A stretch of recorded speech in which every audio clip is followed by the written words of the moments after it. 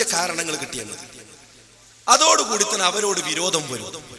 ആ വിരോധം വന്നു കഴിഞ്ഞാൽ ആ വിരോധമുള്ള ആളുകളെ തന്റെ സംഘടനയെ കൂട്ടിപ്പിടിച്ചുകൊണ്ട് അവരെ ഒതുക്കാനുള്ള ശ്രമം അദ്ദേഹം ഒരുപാട് കാലങ്ങളായി പല വിഷയത്തിലും നടത്തിയിട്ടുണ്ട്.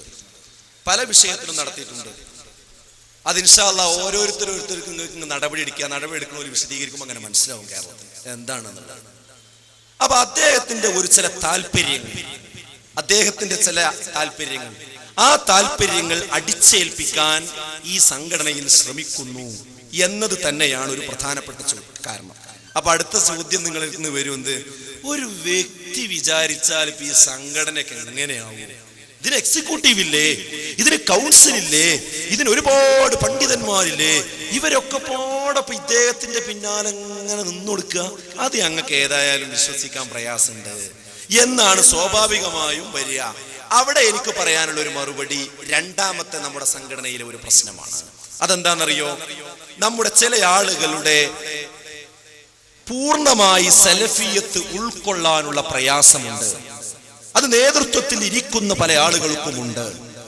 അവർക്ക് പല കാര്യങ്ങളും ബുദ്ധിക്ക് അമിതമായ പ്രാധാന്യം കൊടുത്തുകൊണ്ടാണ് അവർ കാര്യങ്ങളെ കാണുന്നത്. അഥവാ അഖിലാനീയത്തിന്റെ ലക്ഷണങ്ങളും അതിന്റെ വേരുകളും ഒക്കെയുള്ള ആളുകൾ ഉണ്ട് എന്നത് മറ്റൊരു വിഷയമാണ്, മറ്റൊരു സംഗതിയാണ്. അതുകൊണ്ട് തന്നെ വേറൊരു മൂന്നാമത്തെ വിഷയം, ചില ആളുകളൊക്കെ നിഷ്ക്രിയരാണ് എന്നതാണ്.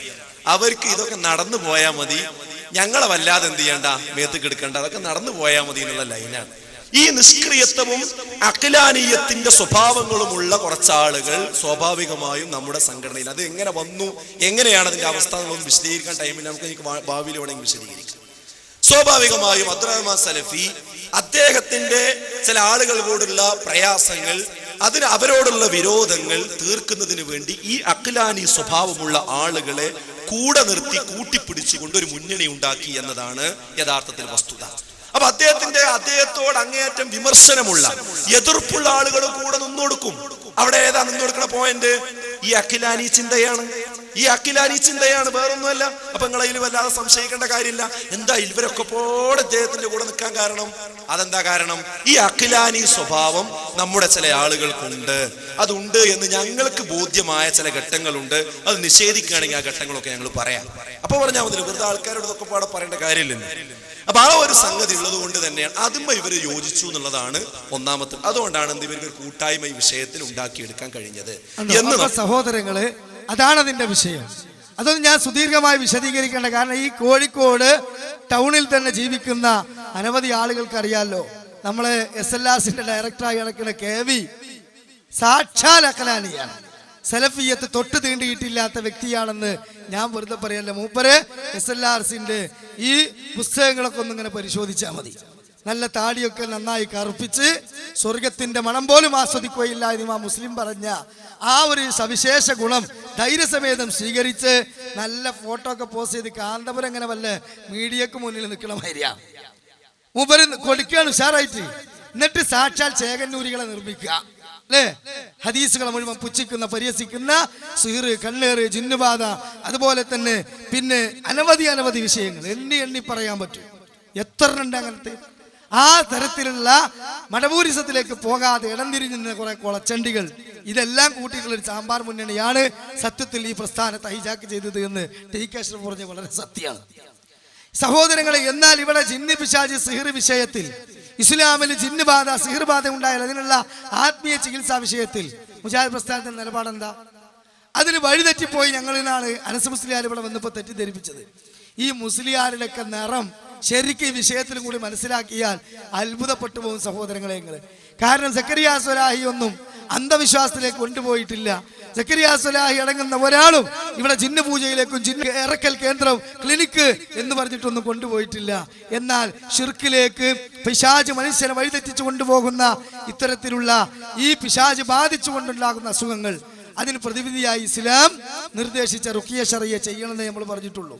പക്ഷേ ഇവിടെ മുണ്ട് തോളിലിട്ടുകൊണ്ട് പണിക്കന്മാര്, ജ്യോത്സ്യന്മാര്, കണ്ണ് കണ്ട ആളുകളുടെ അടുക്കലേക്ക് പോയി വിശ്വാസം വരെ പണയം വെച്ച് ഷിർക്കിലേക്കും കുഫറിലേക്കും പോകുന്ന ആയിരങ്ങളുണ്ട്. എന്നാൽ അവർക്ക് അത് തെറ്റാണെന്ന് പഠിപ്പിച്ചു കൊടുക്കുന്നതോടൊപ്പം ഈ തൗഹീദിന്റെ അധ്യായത്തിൽ ഈ ബാബ് നമ്മൾ തുറക്കണമെന്നേ പറഞ്ഞിട്ടുള്ളൂ. അത് ജിന്ന് ക്ലിനിക്ക് തുറക്കാനും അടിച്ചറക്കൽ ചികിത്സ, അതുപോലെ തന്നെ ജീർണിച്ച ഖുറാഫാത്തിലേക്ക് കൊണ്ടുപോവുകയാണ് എന്നൊക്കെ പറഞ്ഞ അനസ് മുസ്ലിയാർ ഈ വിഷയത്തിൽ സഹോദരങ്ങള് ഗംഭീരമായി പ്രസംഗിച്ച് ആളുകൾക്ക് ഇതിനു മുമ്പ് ഈ വിഷയം ബോധ്യപ്പെടുത്തി കൊടുത്ത ആളാണ്. അയാളുടെ ആ വിഷയത്തിലുള്ള കൃത്യമായ വിശദീകരണം നിങ്ങളൊന്ന് കേട്ടോളൂ. വിശദീകരിച്ചു കൊടുത്തു. സമിഅതു റസൂലല്ലാഹി സ്വല്ലല്ലാഹു അലൈഹി വസല്ലം യഖൂൽ, നബി സല്ലല്ലാഹു അലൈഹി വസല്ലം പറയുന്നത് ഞാൻ കേട്ടിട്ടുണ്ട്. എന്താ റസൂലുള്ള പറഞ്ഞത്? ഇന്നർ റുഖാ വത്തമാഇമ വത്തിവലത ശിർകൂൻ, ആ ശിർക്കിന്റേതായ മന്ത്രങ്ങൾ ഉണ്ടല്ലോ, അതുപോലെ തന്നെ ഉറുക്കുണ്ടല്ലോ, അതുപോലെ തന്നെ ഏലസുണ്ടല്ലോ, അതെല്ലാം ശിർക്ക് തന്നെയാണ്. അത് ശിർക്കാണ്. അതുമായി സമീപിക്കാൻ പാടില്ല, ഉറുക്ക് കെട്ടാൻ പാടില്ല, നൂല് കെട്ടാൻ പാടില്ല, ആ രൂപത്തിൽ ഉള്ള മന്ത്രവാദമൊന്നും പാടില്ല എന്ന് അബ്ദുള്ള റളിയല്ലാഹു അൻഹു വിശദീകരിക്കുമ്പോ സൈനബ റളിയല്ലാഹു അൻഹാ അബ്ദുള്ള റളിയല്ലാഹു അൻഹുവിനോട് ചോദിക്കുകയാണ്. എന്താ ചോദിക്കുന്നത്? ഫഇന്നി ഖറജ്തു യൗമാ, ഒരു ദിവസം ഞാൻ വീട് വിട്ട് പുറത്തേക്ക് ഇറങ്ങി. അങ്ങനെ വീട് വിട്ട് പുറത്തേക്ക് ഇറങ്ങിയപ്പോ ഫഅബ്സറനി ഫുലാൻ, ഒരാൾ വഴിയിൽ നിൽക്കുന്നത് ഞാൻ കണ്ടു. അങ്ങനെ അയാളെ കണ്ടപ്പോ ഫതമാത ഐനി അല്ലതി തലീഹി, ആ മനുഷ്യനെ കണ്ട ഭാഗത്ത് നിന്ന്, ആ കണ്ട ഭാഗം, ആ മനുഷ്യനുള്ള ഭാഗത്തെ എന്റെ ഒരു കണ്ണ്, ആ കണ്ണിൽ നിന്ന് ഇങ്ങനെ വെള്ളം ഇങ്ങനെ ഒഴുകിക്കൊണ്ടിരിക്കും, കണ്ണിൽ നിന്ന് ഇങ്ങനെ വെള്ളം ഒഴുകിക്കൊണ്ടിരിക്കും. ഞാനൊരു മന്ത്രവാദിയുടെ അടുക്കൽ പോയിട്ട്, ഒരു ജോത്സ്യന്റെ അടുക്കൽ പോയിട്ട് മന്ത്രിച്ച് നൂലോ മറ്റതോ കിട്ടി അങ്ങനെ എന്തെങ്കിലും ഒരു മന്ത്രം നടത്തിയാൽ സക്കനത്ത് ദമ്മതുഹാ, എന്റെ കണ്ണീര് വരുന്നതങ്ങ് നിന്നു പോകും, പിന്നെ കണ്ണീര് വരൂല. ഒരു ജോത്സ്യന്റെ അടുക്കൽ പോയിട്ട്, ഒരു മന്ത്രവാദിയുടെ അടുക്കൽ പോയിട്ട് എന്തെങ്കിലും ഒരു ചികിത്സ ചെയ്താൽ അപ്പൊ തന്നെ കണ്ണീര് നിൽക്കും. എന്നാൽ ഇതാ തറക്തുഹാ, ഞാനൊരു മന്ത്രവാദിയുടെ അടുക്കലേക്ക് പോകാതെ ഞാനിതാ ഒഴിഞ്ഞിങ്ങനെ നിൽക്കുകയാണ്. ഞാൻ ഐക്കല് കെട്ടാൻ പോയില്ല, ഉറുക്ക് കെട്ടാൻ പോയില്ല, മന്ത്രവാദിയുടെ അടുക്കലേക്ക് പോയില്ല എങ്കിൽ എന്റെ കണ്ണിൽ നിന്നിങ്ങനെ കണ്ണീര് വന്നുകൊണ്ടിരിക്കും. അതെന്താണ് കാര്യം? നമ്മുടെ ആളുകൾക്ക് അങ്ങനെയാണല്ലോ വിശ്വാസമുള്ളത്. എടോ, ഏർവാടി പോയിട്ട് ഓപ്പറേഷൻ നടന്നല്ലോ, അത് അനുഭവല്ലേ? ഏർവാടി പോയിട്ട് ഓപ്പറേഷൻ നടന്നല്ലോ, അത് അനുഭവല്ലേ? അതുപോലെ തന്നെ അവിടെ ചെന്നിട്ട് രോഗം മാറിയല്ലോ, അത് അനുഭവല്ലേ? ഗുരുവായൂർ പോയിട്ട് കുട്ടിയെ കിട്ടിയല്ലോ, അത് അനുഭവമല്ലേ? അങ്ങനെ പല പല അനുഭവങ്ങളും ഉണ്ടാകാറുണ്ടല്ലോ. അങ്ങനെ രോഗം മാറാറുണ്ടല്ലോ, പ്രയാസം നീങ്ങാറുണ്ടല്ലോ. അതുപോലെ ഈ മന്ത്രവാദി എടുക്ക പോകുമ്പോൾ കാര്യങ്ങളൊക്കെ നേടാറുണ്ടല്ലോ. ഇങ്ങനെ സൈനബ റളിയല്ലാഹു അൻഹാ അബ്ദുള്ള റളിയല്ലാഹു അൻഹുവിനോട് പറയുമ്പോ താക ശൈത്താൻ, നിന്റെ കണ്ണിൽ നിന്നൊരാളെ കാണുമ്പോ കണ്ണീര് വരികയും അങ്ങനെ ഒരു മന്ത്രവാദി എടുക്ക പോയത് മാറുകയും ചെയ്യുമെന്ന് നീ പറഞ്ഞില്ലേ? അതിനുള്ള കാരണം ശൈത്താനാണ് കേട്ടോ, ശൈത്താനാണ് കേട്ടോ. എന്നിട്ട് അബ്ദുള്ള റളിയല്ലാഹു അൻഹു വിശദീകരിച്ചു കൊടുക്കുന്നത്, ഇദാ അതഅതിഹി തറകകി, നീ എങ്ങാനും പിശാചിനെ അനുസരിച്ചു കഴിഞ്ഞാൽ പിശാച് മാറും. പിശാചിനെ അനുസരിച്ച് നീ ഒരു ശിർക്ക് ചെയ്യാൻ പോയി, ഒരു ജാറത്തിലേക്ക് പോയി, പട്ടുപതക്കാൻ പോയി, വെളിച്ചെണ്ണ കുടിക്കാൻ പോയി, ജോത്സ്യന്റെ അടുക്ക പോയി, തങ്ങളുടെ അടുക്ക പോയി മന്ത്രവാദമൊക്കെ നടത്തി. അങ്ങനെ മന്ത്രവാദമൊക്കെ നടത്തിയ ശൈത്താൻ എന്തെടുക്കും? അവൻ നിന്നങ്ങ് ഉപേക്ഷിച്ച് കളയും, നിന്നെ ഉപദ്രവിക്കൂല. നേരെ മറിച്ച് പിശാചിനെ നീ ധിക്കരിച്ചാലോ അവന്റെ വിരല് കൊണ്ട് നിന്റെ കണ്ണിൽ കുത്തും. വിരല് കൊണ്ട് നിന്റെ കണ്ണിൽ കുത്തുമ്പോ കണ്ണീര് വരും. വിരല് കൊണ്ട് പിശാചി കണ്ണി കുത്തുമ്പോ കണ്ണീര് വരും. ശിർക്കിന്റെ ഒരു മാർഗം സ്വീകരിച്ച ജോത്സ്യന്റെ അടുക്കൽ പോയിട്ട് മന്ത്രവാദം നടത്തിയ ശൈത്താൻ മാറിക്കും, പിന്നെ കുത്തൂല. അപ്പൊ നീ എന്ത് വിചാരിക്കോ? കണ്ടോ, ജോത്സ്യന്റെ അടുക്കൽ പോയപ്പോ അനുഭവം കണ്ടോ മാറിയില്ലേ? അങ്ങനെ നീ പിഴച്ചവളായി മാറും, നീ ശിർക്ക് ചെയ്യുന്നവളായി മാറും. അങ്ങനെ മുശ്രിക്കായി നീ മരിച്ചു പോകും. മരിച്ചു പോകുമ്പോ പടച്ചവന്റെ അടുക്കൽ നീ പിഴച്ചവളായി എത്തിച്ചേരും. അതാണ് പിശാചിന് ആവശ്യം. അതിനുവേണ്ടി പിശാച് അവനെ അനുസരിച്ചില്ല എങ്കിൽ നിന്റെ കണ്ണി കുത്തും, അപ്പൊ കണ്ണീര് വരും. അതാണ് അവിടെ സംഭവിച്ചത്.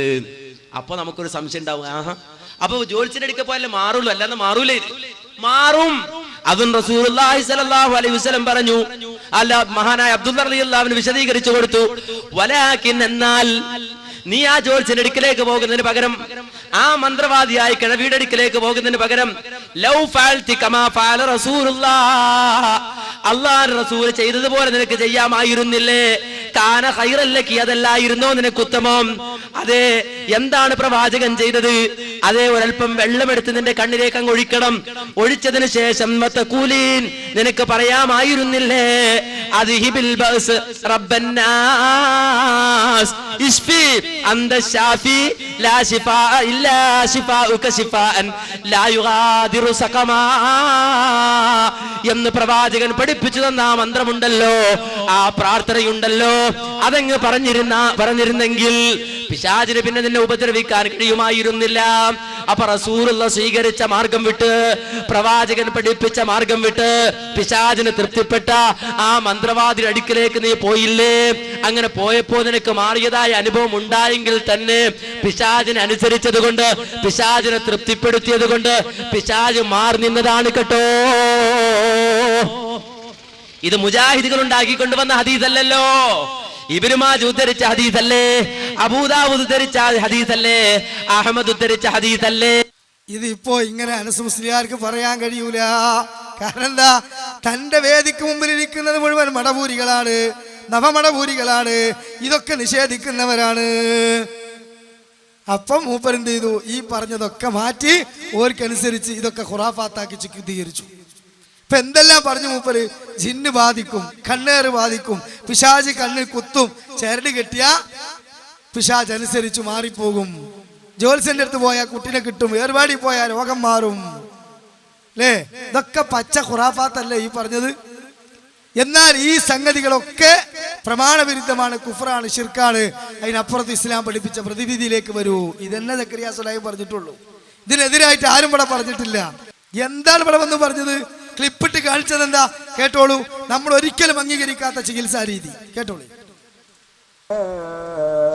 فأحيا به الأرض بعد موتها حد يمسكها بعد به الأرض بعد موتها وبث فيها من كل دابة وتصريف الرياح والسحاب المسخر അല്ല താത്തയെ പിടിച്ചിരിക്കണേ, ഇതിപ്പോ റുഖിയ ശറയ്യ. കാരണം ജിന്ന് കൂടുതൽ മാർക്കാണ് താത്താമാർക്കാ, പ്രത്യേകിച്ച് ഭർത്താവ് നാട്ടിലില്ലെങ്കിൽ. മനസ്സിലാക്കണം. അപ്പൊ ജിന്ന് കൂടും. നമ്മൾ ആരെങ്കിലും അംഗീകരിക്കുന്നുണ്ടോ ഈ രൂപത്തിൽ സ്ത്രീകളെ സ്പർശിച്ചുകൊണ്ട് റുഖിയ?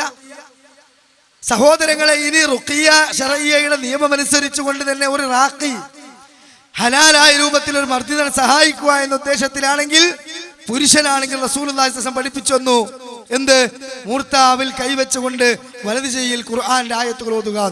സ്ത്രീയാണെങ്കിലോ മുഖത്തേക്ക് നോക്കാൻ പോലും പാടില്ല, സ്പർശിക്കാൻ തന്നെ പാടില്ല, അകന്നിരുന്നു കൊണ്ട് ഖുർആൻ ഓതാനാ. ഇത് സലഫി പണ്ഡിതന്മാർ വിശദീകരിച്ച രീതിയാ. അത് നമ്മൾ അംഗീകരിക്കാത്ത രീതിയാണിത്. എന്നിട്ട് ഇതിട്ടിട്ട് റുഖിയ ശറിയ പരിഹസിക്കുക. സാക്ഷാൽ അഖലാനിയായി മാറി. എന്നാൽ ഈ മുസ്ലിയാർ തന്നെ, മുജാഹിദ് പ്രസ്ഥാനത്തിന്റെ മുൻകാല പണ്ഡിതന്മാർ ഈ വിഷയത്തിലൊക്കെ സ്വീകരിച്ച നിലപാട് വിശദീകരിക്കുന്ന കേട്ടോളി. ഹദീസ് നിഷേധികളായ നമ്മളെ SLRC ശിഷ്യന്മാർക്കൊന്നും അംഗീകരിക്കാൻ പോലും പറ്റൂല. അനസ് മുസ്ലിയാർ പക്ക അന്ധവിശ്വാസിയാണെന്ന് ഈ ക്ലിപ്പിലൂടെ നിങ്ങൾ പറയേണ്ടി വരും. കേട്ടോളി. നോക്കുക, അദ്ദേഹം ഈ ലേഖനത്തിലൂടെ ശൈത്താൻ, മനുഷ്യനെ പിഴപ്പിക്കുന്ന പിശാച്, ആ പിശാചിന്റെ തന്ത്രങ്ങളെ കുറിച്ച് പറഞ്ഞു. മാത്രമല്ല, ഒരു മനുഷ്യന്റെ ശരീരം, ആ ശരീരത്തിൽ പിശാച് പ്രവേശിക്കുന്നതിനെ കുറിച്ച് പറഞ്ഞു. മരിച്ചുപോയ ഒരാളുടെ ഖരീൻ, ജിന്ന്, മറ്റൊരാളുടെ ശരീരത്തിൽ കൂടി സംസാരിക്കുന്നതിനെ കുറിച്ച് പറഞ്ഞു. ആരാണ് പറഞ്ഞത്? ഡോക്ടർ ഉസ്മാൻ സാഹിബ്. എവിടെയാണ് പറഞ്ഞത്?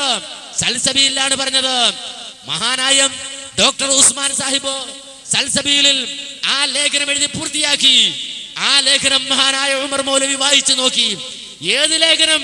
ജിന്ന്, മരിച്ചുപോയ ഒരു വ്യക്തിയുടെ ഖരീൻ, ജിന്ന് മറ്റൊരു മനുഷ്യന്റെ ശരീരത്തിൽ കയറി മരിച്ചുപോയ മനുഷ്യന്റെ ശബ്ദത്തിൽ സംസാരിക്കുമെന്ന് ഡോക്ടർ ഉസ്മാൻ സാഹിബ് എഴുതിയ ആ ലേഖനം, ഒരു മനുഷ്യനിൽ നിന്ന് അയാളുടെ ഖരീൻ, അയാളുടെ അറിവുമായി മറ്റൊരു മനുഷ്യന്റെ ശരീരത്തിലേക്ക് കയറുമെന്ന് ഡോക്ടർ ഉസ്മാൻ സാഹിബ് എഴുതിയ ലേഖനം, സൽസബീൽ എഴുതിയ ലേഖനം മഹാനായ ഉമർ മൗലവി സാഹിബ് വായിച്ചു നോക്കി. തൗഹീദിന്റെ വിളനിലമായ, തൗഹീദിന് വേണ്ടി വാദിച്ച, തൗഹീദിന് വേണ്ടി ഒറ്റയാനായി പ്രവർത്തിച്ച മഹാനായ ഉമർ മൗലവി ഈ ജിന്ന്, ശൈത്താൻ എന്ന് പറയുന്ന ഡോക്ടർ ഉസ്മാൻ സാഹിബിന്റെ ലേഖനം വായിച്ചു തീർന്നപ്പോ ഇതാ മഹാനായ ഉമർ മൗലവി അത് വായിച്ചിട്ട് ഇതാ അതിനെ കുറിച്ചുള്ള ആവേശം ആ ലേഖനത്തിൽ പറഞ്ഞ കാര്യങ്ങളോടുള്ള ഐക്യദാർഢ്യം ഉമർ മൗലവി ഒരു വരയിട്ടുകൊണ്ട് അതിന്റെ ചുവടെ എഴുതി ചേർത്തു. എന്താണ് എഴുതി ചേർത്തത്? ഡോക്ടർ ഉസ്മാൻ, നീ തൗഹീദിൽ നിന്ന് പിഴച്ചുപോയി. നിനക്ക് മുജാഹിദാകാൻ കഴിഞ്ഞിട്ടില്ല, നിനക്ക് തൗഹീദ് സ്വീകരിക്കാൻ കഴിഞ്ഞിട്ടില്ല. നീ ഇതാ തൗഹീദിൽ നിന്ന് പുറത്തു പോയിരിക്കുന്നു, മുജാഹിദ് പ്രസ്ഥാനത്തിൽ നിന്ന് പുറത്തു പോയിരിക്കുന്നു, നീ മറുകണ്ഠം ചാടിയിരിക്കുന്നു ഉസ്മാനെ എന്നല്ല ഉമർ മൗലവി ഡോക്ടർ ഉസ്മാൻ സാഹിബിനോട് പറയുന്നത്. നേരെ മറിച്ച് ഉമർ മൗലവി ആ ലേഖനത്തിന്റെ അടിയില് ഒരു വരയിട്ടിട്ട് എഴുതി വെക്കുകയാണ്, ലില്ലാഹി ദർറുക യാ ഉസ്മാൻ, ലില്ലാഹി ദർറുക യാ ഉസ്മാൻ. മഹാനായ ഉസ്മാൻ സാഹിബ്, ഡോക്ടർ ഉസ്മാൻ സാഹിബ്, ആ ഡോക്ടർ ഉസ്മാൻ സാഹിബിനോട് ഉമർ മൗലവി ആശയപരമായ ഐക്യദാർഢ്യം പ്രഖ്യാപിക്കുകയാണ്. എന്നിട്ട് ഉമർ മൗലവി അതിന്റെ ചുവട്ടിൽ എഴുതി വെച്ചു, പിശാചില്ലെന്ന് വിശ്വസിക്കുന്നവരോട് എനിക്ക് അതിയായ സഹതാപം. ഒരു അറബി കവി പാടിയത് രസാവഹമായിട്ടുണ്ട്. ഞാൻ ഇബ്ലീസിന്റെ പട്ടാളത്തിൽ അംഗമായിരുന്നു, എനിക്ക് സ്ഥാനക്കയറ്റം ലഭിച്ചു, അങ്ങനെ ഇബ്ലീസിന്റെ പട്ടാളത്തിൽ അംഗമായി എന്ന് പണ്ട് ഒരു കവി പാടിയിട്ടുണ്ട് എന്നുകൂടി ഉമർ മൗലവി അതിന്റെ ചുവട്ടിൽ എഴുതി വെച്ചു. ഇതെന്ന് പറഞ്ഞാൽ, ഇതെന്ന് വിശദീകരിച്ചാൽ ചില ആളുകൾ പറയാണ് ജിന്ന് സേവയുടെ ആളുകൾ, മുജാഹിദ് പ്രസ്ഥാനം, ജിന്ന് സേവയുടെ ആളുകളോ ശൈത്താൻ സേവയുടെ ആളുകളോ നാട് നീളെ കാസറ്റ് പ്രചരിപ്പിക്കുന്നു. എന്തെല്ലാം ആരോപണങ്ങളാ! എന്തേ മുജാഹിദ് പ്രസ്ഥാനം ഈ തരത്തിലുള്ള ഒരു ഭിന്നിപ്പിലേക്ക് വരുന്നതിന് മുമ്പ് ഡോക്ടർ ഉസ്മാൻ സാഹിബ് എത്ര വ്യക്തമായി എന്തെല്ലാം എഴുതി വെച്ചിട്ടുണ്ട്. സഹോദരങ്ങളെ, നിങ്ങൾ ആലോചിച്ച് നോക്ക്. ഇതിനപ്പുറത്ത് മുജാഹിദ് പ്രസ്ഥാനത്തിലെ സക്കരിയ സ്വലാഹി എന്തെങ്കിലും പറഞ്ഞോ? ഏതെങ്കിലും പണ്ഡിതന്മാർ പറഞ്ഞോ? എത്രത്തോളം കടന്ന് നമ്മുടെ മുൻഗാമികളായ പണ്ഡിതന്മാർ പറഞ്ഞു. അത് മുജാഹിദ് വേദികളിൽ പ്രസംഗിച്ച് ഇതിനെ നിഷേധിക്കുന്നവർക്ക് മറുപടി കൊടുത്ത ആള് ഇന്ന് അതൊക്കെ മാറ്റിവെച്ച് ഈ നിഷേധകരുടെ കൂടെ കൂടി ഇത് ഖുറാഫാത്താണ്, നവയാഥാസ്തികമാണെന്ന് പറഞ്ഞുകൊണ്ട് നമ്മളെ പരിഹസിക്കുകയാണ്.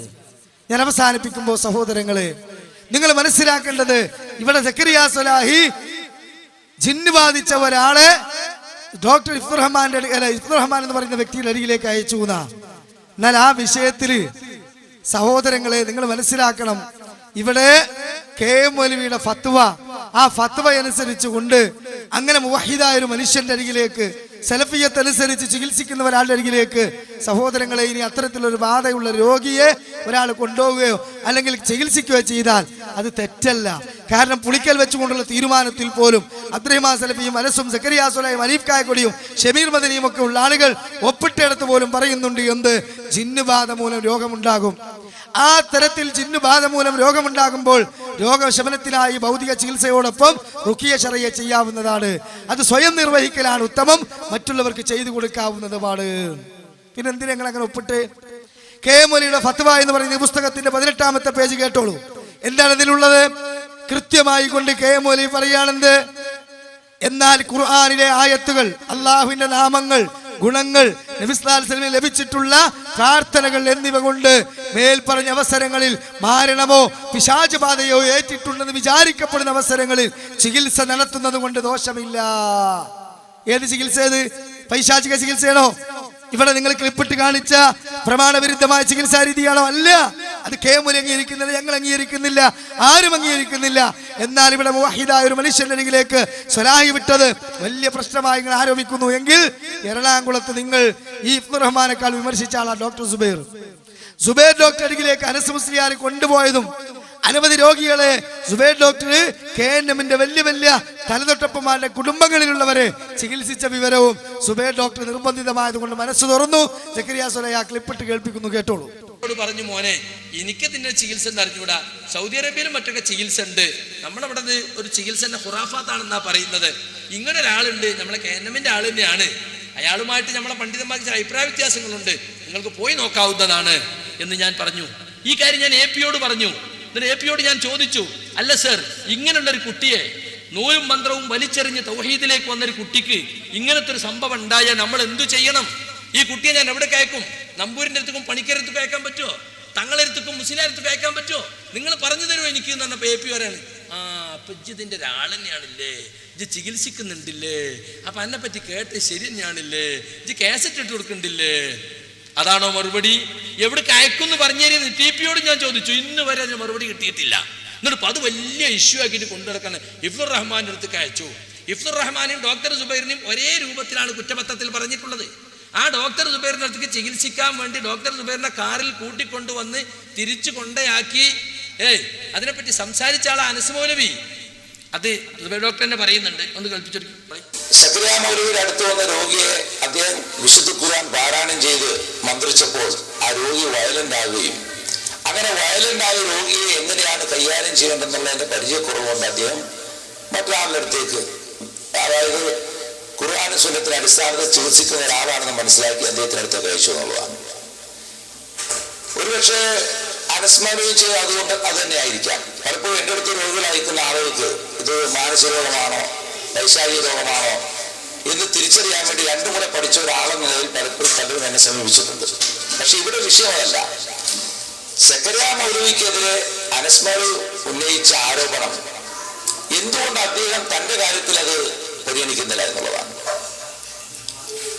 സക്കറിയ മൗലവി ഓതിയ ശേഷം രോഗി വയലന്റ് ആയപ്പോഴാണ് പരിചയമുള്ള ഒരാളുടെ അടുത്ത് കഴിച്ചത്.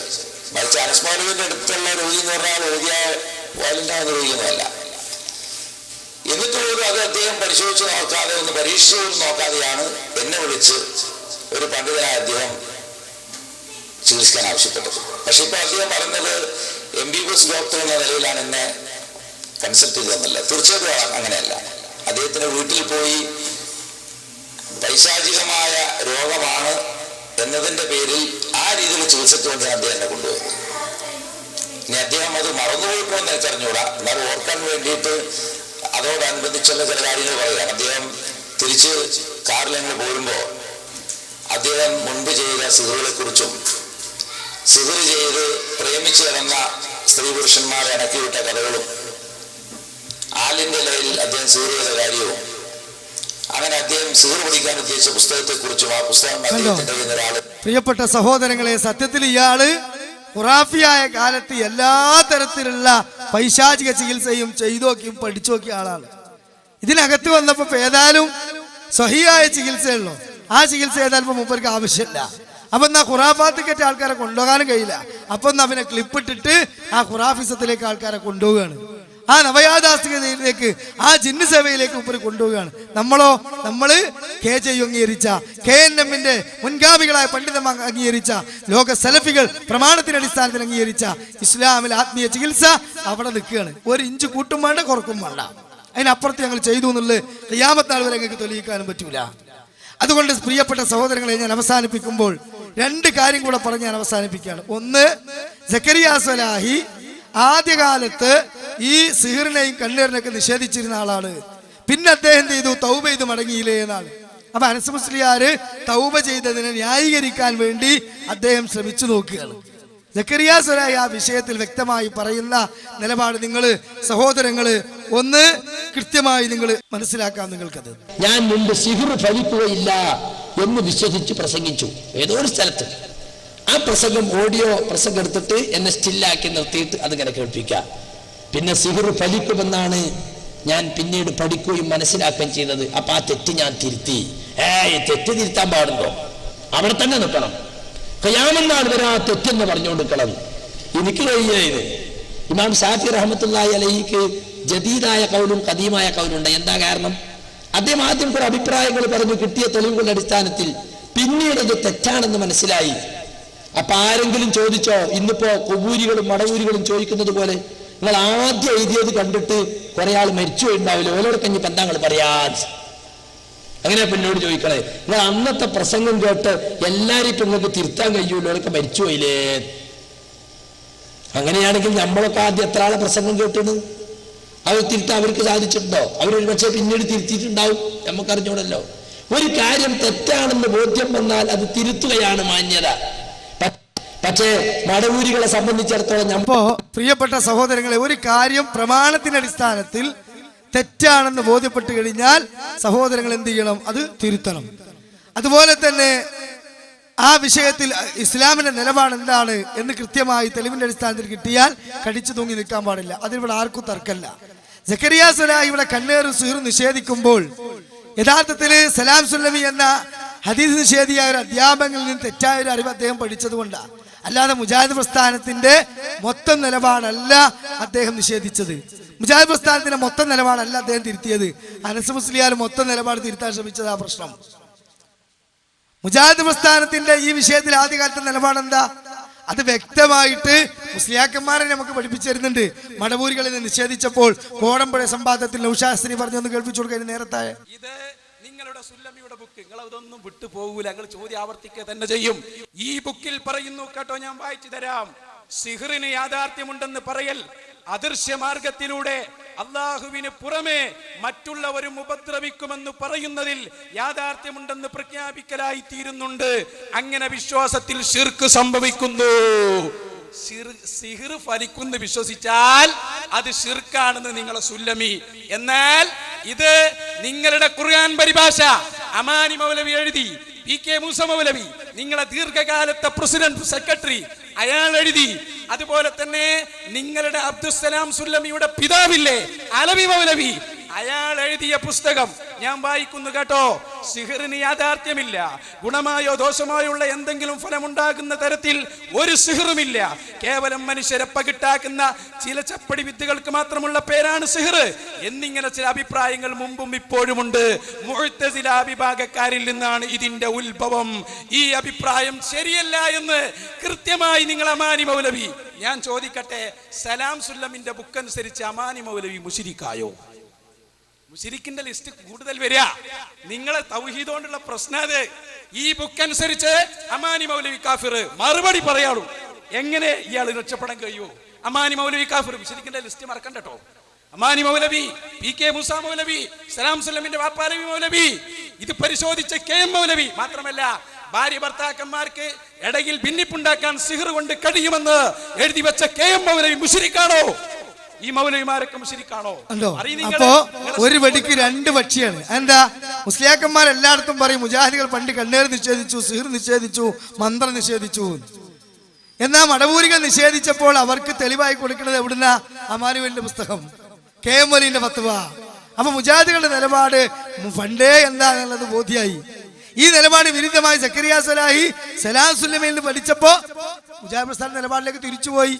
എന്നാ അനസ് മുസ്ലിയാർ ചെയ്തത് അങ്ങനെയാണോ? അല്ല. അനസ് മുസ്ലിയാർ ഈ അബ്ദുറഹ്മാൻ സലഫിയുടെ ഈ കോക്കസിന്റെ താല്പര്യത്തിന് മുജാഹിദ് പ്രസ്ഥാനം ഈ കാലം എത്രയും പറഞ്ഞ നിലപാട് മാറ്റി പറയുക ചെയ്തത്. മൂപ്പർ ഒരുപാട് കാലം വീടി വലിച്ചു കിടന്ന് പെണ്ണുങ്ങളെ തച്ച് അങ്ങനെ ഇങ്ങനെയൊക്കെ നടന്നിരുന്നു എന്ന് ബോധ്യപ്പെടുകയും പിന്നെ നന്നായ പിന്നെ നമ്മൾ പറയുന്നത് പറഞ്ഞു നടക്കൂല. ഇതല്ല, ഇത് മൂപ്പര് മുജാഹിദ് കെട്ടിക്കൊടുത്ത വേദിയിൽ മുജാഹിദ് പ്രസ്ഥാനത്തിന്റെ ആദർശ പറഞ്ഞത്. അത് രണ്ടാമത് തൗബ ചെയ്ത് കരഞ്ഞാൽ ഒരിക്കലും തീരാൻ പറ്റൂല. അതുകൊണ്ടാണ് നമ്മൾ ആ തൗബയെ വിമർശിച്ച്. ഇനി മാത്രമല്ല, മൂപ്പര് തൗബ ചെയ്തിട്ട് ആത്മാർത്ഥമായിട്ട് നിൽക്കുന്നിടത്ത് നിൽക്കുകയാണോ? അല്ല. മൂപ്പരുടെ തൗബയിലും കാപട്യം. സക്കരിയ സ്വലാഹി അങ്ങനെ ചെയ്തിട്ടില്ല. മൂപ്പര് ജാമ്യയിൽ വെച്ച് പറയുന്നു അത്തൂബു ഇലല്ലാഹ്, ഞാൻ കരഞ്ഞു പറയുന്നു. പിന്നെ തിരൂര് വെച്ച് മൂപ്പര് പറയുന്നു അങ്ങനെ ഞാൻ തൗബ ചെയ്തിട്ടില്ല, അതിന്റെ പേരിൽ ആരോപണമാണ്, തട്ടിപ്പാണ്. പിന്നെ മൂപ്പര് പുളിക്കൽ വെച്ച് പറയുകയാണെന്ത്, പാപം ചെയ്തെങ്കിലേ തൗബ ചെയ്യാൻ പറ്റുള്ളൂ എന്ന് ഏത് ഷർത്തിലാണുള്ളത്? ഇത് മൂന്ന് മൂപ്പരായി പറയണേ. ഒന്ന് കേട്ടോളേ വൈരുദ്ധ്യം. ഞാൻ പറയുന്നു ഞങ്ങൾ ജബ്ബാർ മൗലവിയുടെ വാദം ഞങ്ങൾ സ്വീകരിച്ചിട്ട് ജിന്നിനോട് തേടൽ ശിർക്കല്ല എന്ന് ഞങ്ങളുടെ ജീവിതത്തിന്റെ ഏതെങ്കിലും ഒരു ഘട്ടത്തിൽ ഞങ്ങൾ അറിഞ്ഞോ അറിയാതെയോ പ്രസംഗിച്ചിട്ടുണ്ടെങ്കിൽ, എഴുതിയിട്ടുണ്ടെങ്കിൽ, രഹസ്യമായോ പരസ്യമായോ വാദിച്ചിട്ടുണ്ടെങ്കിൽ അള്ളാഹുവിന്റെ മുന്നിൽ, റബ്ബിന്റെ മുന്നിൽ ഞങ്ങൾ തൗബ ചെയ്യുന്നു. അതൂബു ഇലല്ലാഹ് അസ്തഗ്ഫിറുല്ലാഹ്. അല്ലാഹുവേ ഞങ്ങൾക്ക് നീ പൊറുച്ചു തരണേ, ഞങ്ങൾ തൗബ ചെയ്യുന്നു, പരസ്യമായും രഹസ്യമായും. തൗബ ഞാൻ ചെയ്തു എന്ന് പറഞ്ഞിട്ട് എന്റെ പേരിൽ ഒരു തട്ടിപ്പ്. കാരണം വെച്ചാൽ എനിക്ക് മുമ്പുള്ള വിശ്വാസം ഇതായിരുന്നു, ഈ പിഴച്ച വാദമായിരുന്നു എന്റെ വിശ്വാസം. എന്നിട്ട് ഇപ്പൊ മനസ്സ് തൗബ ചെയ്തു. തെറ്റ് ചെയ്താൽ തൗബ ചെയ്യാൻ പാടുന്ന ആരാ പറഞ്ഞത്? അങ്ങനെ നിയമം തന്നെ ഇസ്ലാമിലില്ല. തെറ്റ് ചെയ്താൽ തൗബ ചെയ്യാൻ പാടുന്ന ആരാ പറഞ്ഞത്? അങ്ങനെ നിയമം തന്നെ ഇസ്ലാമിലില്ല. തെറ്റ് ചെയ്താൽ തൗബ ചെയ്യാൻ പാടുന്ന ആരാ പറഞ്ഞത്? അങ്ങനെ നിയമം തന്നെ ഇസ്ലാമിലില്ല. അല്ലാഹുവിന്റെ റസൂൽ എല്ലാ ദിവസവും 100 പ്രാവശ്യം തൗബ ചെയ്യുമായിരുന്നു ഹദീസിൽ കാണാം. തെറ്റ് ചെയ്തിട്ടല്ല, ദിവസവും 100 പ്രാവശ്യം തൗബ ചെയ്യുമായിരുന്നു എന്ന് ഹദീസിലുണ്ട്. മാത്രമല്ല മാന്യ സഹോദരങ്ങളെ, ഞാൻ എന്താ പറയുന്നത്, എന്റെ ഏതെങ്കിലും പരാമർശങ്ങൾ വന്നിട്ടുണ്ടെങ്കിൽ പരസ്യമായി മാപ്പ് ചോദിക്കുന്നു. ഇന്നും ചോദിക്കുന്നു, അന്നും ചോദിക്കുന്നു. ഞാൻ തെറ്റിദ്ധരുത്താണ്, അള്ളാഹുവിനോട് തൗബ ചെയ്യുകയാണ്. ഇസ്ലാഹി പ്രവർത്തകർ ഇതിൽ ഏത് വിശ്വസിക്കണം? തൗബ ചെയ്തുവെന്നോ തൗബ ചെയ്തിട്ടില്ല ആരോപണമാണെന്നോ, അതല്ല തെറ്റ് ചെയ്യാതെ തൗബ ചെയ്തതാണെന്നോ? ഇതാണ് അവസ്ഥ. അതുകൊണ്ട് ഈ വിഷയത്തില് അനസ് മുസ്ലിയാര് സത്യത്തില് ഇവിടെയുള്ള മടവൂരിസവും കുബൂരിസവും വാരി വിതറിയ വിസർജ്യം കഴിച്ച് ഫോക്കസിന് വേണ്ടി ഊരു ചുറ്റിയതാണ് എന്ന് ബോധ്യപ്പെടാൻ അവസാനം അദ്ദേഹം കൃത്യമായി വിഷയത്തിൽ പറയുന്ന ഒരു വിഷയം നിങ്ങളൊന്ന് കേട്ടോളൂ. നിനക്ക് സഹായിക്കാൻ സൃഷ്ടികൾക്കാർക്കും സാധ്യല്ല, അള്ളാഹുവിന് മാത്രമേ കഴിയൂ. കാര്യകാരണ ബന്ധങ്ങൾക്ക് അതീതമായി സഹായിക്കാൻ അള്ളാഹുവിന് മാത്രമേ കഴിയൂ. ജിന്ന് കാര്യകാരണ ബന്ധങ്ങൾക്ക് അതീതമായി ആരെയും സഹായിക്കില്ല, ആരെയും ഉപദ്രവിക്കില്ല. ജിന്ന് ഗൈബിയായി ആരെയും സഹായിക്കില്ല, ആരെയും ഉപദ്രവിക്കില്ല. അല്ല, കഴിവില്ല. ജിന്ന് എന്ത് ചെയ്താലും എന്ത് പ്രവർത്തിച്ചാലും അത് അഭൗതികല്ല, ഗൈബല്ല, കണ്ണിൽ കൊണ്ട് നമുക്ക് കാണാൻ കഴിയില്ല. അതൊക്കെ ഭൗതികമാണ്, ഭൗതികമായ പ്രവർത്തനങ്ങളാണ്. അതിന് തെളിവാണ് 3 പുസ്തകങ്ങൾ എത്ര കൊല്ലമായി മുജാഹിദുകൾ എഴുതിയിട്ട് അതുപോലും വായിക്കാതെ അതുപോലും പഠിക്കാതെ മുജാഹിദികൾ ഇപ്പൊ കണ്ടുപിടിച്ച നിലക്ക് എന്താ സാഹിബ്, ആരെങ്കിലും ചപ്പ്ളാ ചപ്പണമെങ്കിൽ അത് കയറി നിങ്ങൾ ചപ്പാതിക്കണം എന്തിനാ? എന്തെങ്കിലും സ്വന്തമായിട്ട് വായിച്ച് പഠിക്കണ്ടേ? ആരെങ്കിലും കൊണ്ടുനടക്കണ കണ്ടപ്പോ കൊള്ളാലോ അത്, നമുക്കും പറ്റുമല്ലോ, നമുക്ക് ഇറങ്ങാം. അങ്ങനെ ഇറങ്ങിയിട്ടുണ്ട്. അത് ഞാൻ ഇൻഷാല്ല കുറച്ച് സമയത്തിന് ശേഷം ഇയാൾ എന്നെ പറയുന്നുണ്ട് പെട്ടത് അല്ലേ. ചാത്തൻ പോത്തൻ കുറിഞ്ചാത്തന്മാർ തെക്ക് വടക്കോട്ടോടുകയാണ് എന്ന് മുദ്രാവാക്യം വിളിച്ചിട്ട് കുറെ ചാത്തന്മാരും പോത്തന്മാരും തിരുവനന്തപുരം മുതൽ കാസർഗോഡ് വരെ ആ ചടഞ്ഞതും കൊണ്ട് ഓടി നോക്കി. എന്നിട്ട് ഒന്നും സംഭവിച്ചോ? വല്ലതും സംഭവിച്ചോ? കേരളത്തിൽ വല്ലതും സംഭവിച്ചോ? കുറെ ചാത്തന്മാർ റോഡിലൂടെ ഓടി എന്നല്ലാതെ. അതുകൊണ്ട് ആരെങ്കിലും ചപ്പി തുപ്പിയത് അത് വാരി അണ്ണാക്കിലിടാൻ ശ്രമിക്കരുതേ പൈസി എന്നാണ് ഈ സമയത്ത് വളരെ സ്നേഹത്തോടെ ഉപദേശിക്കാനുള്ളത് അല്ലേ. കുറെ ഓടിയതല്ലേ ഇതൊക്കെ. ഇവിടെ ഇതൊന്നും പുതിയല്ലോ, പുതിയതായിട്ട് അവതരിച്ച പുതിയ ചിഹ്നമൊന്നും അല്ലല്ലോ, നേരെ മറിച്ച് പുതിയതല്ല, പഴയതാ. ഇതിനൊക്കെ കൃത്യമായി വ്യക്തമായി മുജാഹിദ് പ്രസ്ഥാനം മറുപടി പറഞ്ഞു കൊടുത്തിട്ടുണ്ട്. അപ്പൊ സഹോദരങ്ങളെ, ഈ കാസർഗോഡ് മുതൽ കന്യാകുമാരി വരെ ഈ ചളിഞ്ഞ ചപ്പും ചവറും വാരി വിതറി ഈ കോക്കസ് ഓടിക്കൊണ്ടിരിക്കുകയാണ്. ഈ പഴയ ചിഹ്നനെ കൂട്ടുപിടിച്ചുകൊണ്ട് രക്ഷപ്പെടാൻ നിങ്ങൾക്ക് പറ്റൂല.